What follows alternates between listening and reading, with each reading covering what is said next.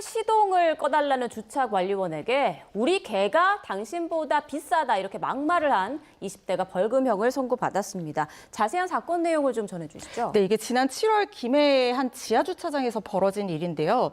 주차관리원 70대가 이 피해자거든요. 모욕죄의 피해자인데 시동을 꺼달라고 요청을 한 겁니다. 왜냐하면 이제 지하주차장에서는 공회전을 하게 된다고 하면 이 공해가 발생을 하고 소음도 발생을 하니까 공회전 오랫동안 못하도록 되어 있거든요. 그런데 그 안에 타고 있던 사람들이 이제 날씨가 덥잖아요. 그런데 반려견이 있었던 모양이에요. 그러니까 항의를 하면서 개가 죽으면 보상을 해줄 거냐, 우리 개가 당신보다 더 비싸다라고 하면서 시동을 끄지 않겠다라고 말하는 걸 넘어서서 이런 모욕적인 발언을 한 겁니다.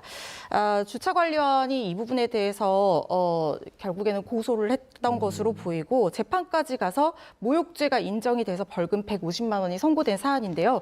재판부에서는 사람과 반려견을 비교하는 것은 존엄성이 높은 인간의 가치에 가격을 매기는 모욕적인 행동이다. 특히 주변에 다른 주차관리원과 다른 손님들도 많은 상황이었기 때문에 모욕죄의 어떤 전파 강연성, 공연성 충분히 인정이 된다 이렇게 판단한 사안입니다. 네, 유죄는 인정이 됐지만 이제 벌금형을 받았습니다. 통상 어떤 이런 사건에서 이 정도의 모욕적인 언행이 이 정도 결과가 나오는 건 좀 일상적이라고 볼 수 있습니까? 네, 아주 이례적인 판단이라고 보이지는 않습니다. 다만 이제 몇십만 원에서 몇백만 원 정도 벌금형 나오는 경우들이 대부분이고 물론 이게 양형이라는 것이 한 가지 요소만 보고 판단하기는 어렵고 뭐 전과 여부라든가 합의 여부라든가 아니면은 피해의 정도, 피해의 경위, 그 발언을 한 장소 이런 것들이 종합적으로 고려되는데 만약에 주차관리원이 지금 이 부분에 대해서 합의를 해줬다라고 하면 이 벌금이 조금 더 낮아졌을 가능성은 있어 보이거든요. 그런데 알려진 양형 사유를 적시를 이제 바탕으로 유출을 해보면 반성하거나 용서받지 못했다라는 부분들도 지금 보도가 되고 있기 때문에 아마 합의가 이루어지지 못한 상황이어서 벌금형이 100만 원 이상 이렇게 나온 상황이 아닌가 싶습니다. 네, 그런데 모욕적인 발언을 들은 주차관리원도 똑같이 벌금형을 선고받았다고 하더라고요. 그 이유가 뭔가요? 이게 그 말하는 과정에서 좀 다툼이 있었는데 물리력의 행사까지 이르는 그런 상황이 됐던 모양입니다.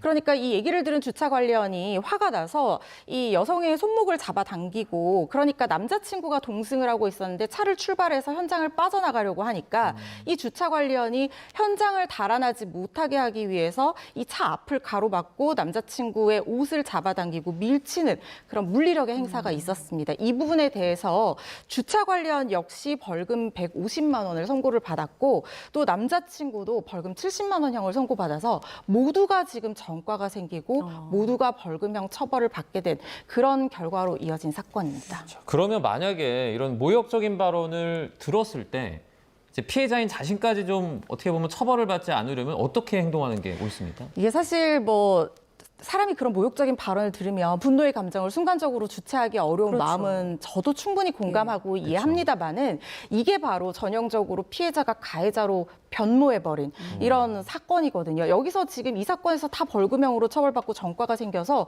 누구도 승자가 없는 사건입니다. 그렇기 때문에 모욕적인 발언을 들었을 때 순간적으로 분노의 감정이 치밀더라도 더 나아가서 가해행위까지 이르지 마시고 나중에 모욕죄로 충분히 고소를 해서 얼마든지 법적인 테두리 안에서 피해를 배상받고 다툼을 할 수가 있으니까요.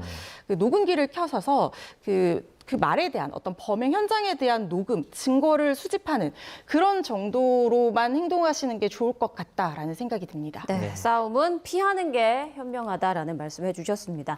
마지막으로 가수 성시경 씨 관련 소식도 보겠습니다. 전 매니저에게 금전적 피해를 당했다고 하는데 어떤 피해를 당한 거죠?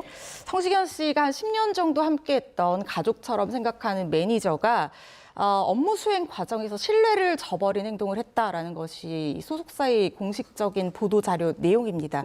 좀 더 구체적으로 범행 수법이 나오지 않아서 유출을 해보면 지금 내부 직원의 폭로 이런 것들을 종합해서 판단을 해보면 성시경 씨의 어떤 매니저가 굉장히 가깝게 지내는 신뢰관계 이런 것들을 이용해서 평소에 어떤 공연이라든가 광고, 방송 촬영 이런 것들을 다 다루고 관리를 하고 있었는데 이 과정에서 자신 아내의 통장을 이용해서 금전 금전적으로 일부 금액을 착복한 모양입니다. 그런데 이게 지금 피해액도 아직까지 특정이 되고 있지 않은 상황이거든요.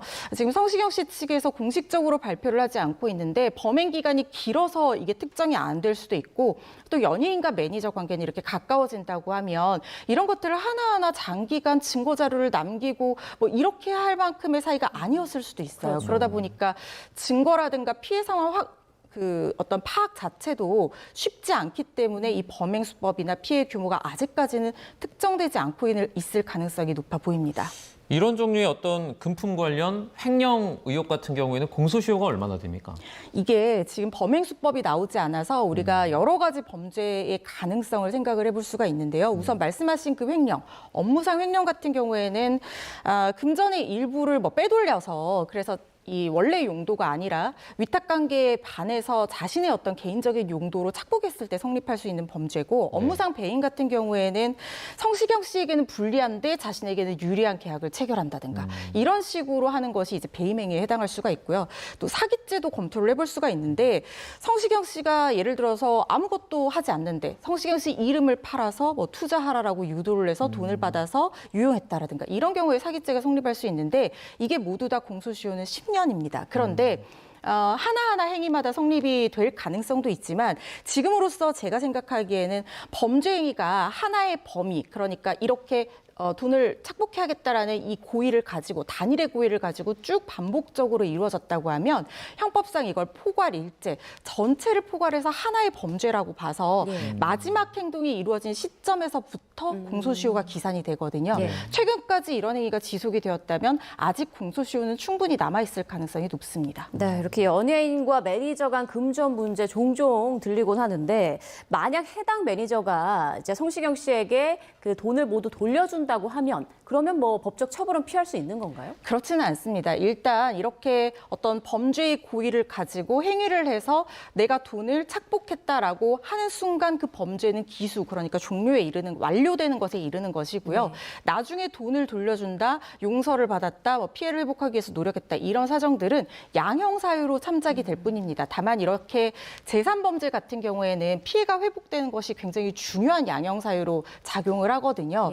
그렇기 때문에 만약에 반성을 하고 용서받고 모든 돈을 돌려준다라고 하면 형량 자체는 낮아질 가능성이 있습니다. 네, 이런 사건이 발생을 하면 이제 어떻게 보면 유튜브 활동을 접는다든지 아니면 뭐 가슴도 아프기 때문에 그 잠시 동안 다른 활동을 못 한다든지 이런 피해 보상 같은 것도 나중에 좀 청구할 수가 있나요? 네, 성시경 씨가 지금 계속해오던 연말 콘서트 일정조차 확정을 못하고 있어서 팬들이 많이 걱정을 하고 있고 급기야 유튜브는 촬영이 지금 일단은 중단이 된 상태거든요. 그렇지만 우리가 이런 불법 행위에 따른 손해배상을 산정할 때는 그 행위로 인한 직접 손해, 이걸 통상 손해라고 하는데 그 부분에 대한 손해배상만 구하는 것이 원칙이고 우리가 그 범죄자가 범죄를 저지를 때 어떤 예측할 수 있었던 상황에 한해서 추가적인 손해, 이걸 특별 손해라고 하는데 이 부분에 대한 손해배상까지 청구할 수 있는데 성시경 씨가 충격을 받아서 활동을 중단할 수밖에 없는 사정까지 일반적으로 우리가 뭐 계속 활동을 할 수도 있는 거니까요.